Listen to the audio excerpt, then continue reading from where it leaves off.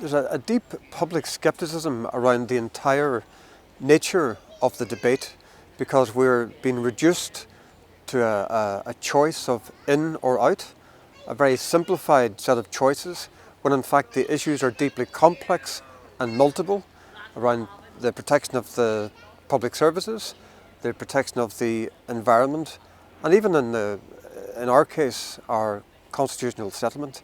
And where does this come from? Where does this simplified choice come from? It comes from a fracture, a debate within the Tory party or the Tory establishment, and who is leading us out of the European Union, but people in whose hands we ought to be very careful around leaving the fate of our public services and the environment. In many ways, it's a toxic mix of ideology and political opportunism, and really should not be the framework for this debate at all. As one MP put it very well last week, issues like climate change, biodiversity, the protection of our seas, clean air, they don't queue up quietly at the border. We have to address these issues on a cross-border basis. And I've sat through hundreds of hours of UN deliberations with countries all over the world, and the EU consistently has taken a leadership role, especially on climate change.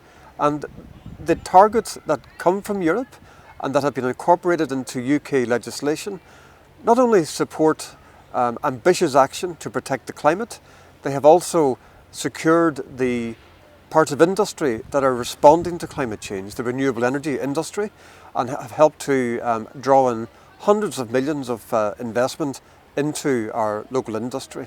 So I think we need to think about the consequences both for environment and economy if we are to step away from the EU's leadership role.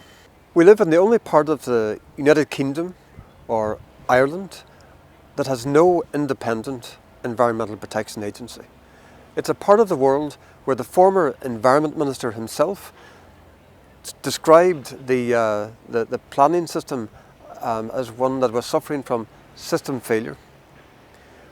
The legacy of that system failure can be seen in Maboy, the largest illegal landfill site in Europe, in the ecological compromising of Lough Neagh, one of the most splendid features of our local ecology, and in the Stop the Drill campaign in Carrickfergus, where a number of protesters, including the leader of one of our local NGOs, Friends of the Earth, has been arrested and will go to court in July.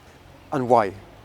Because he wants to defend legality, the implementation of European legislation, environmental legislation, which is not being defended by those with that responsibility in our departments and our civil service.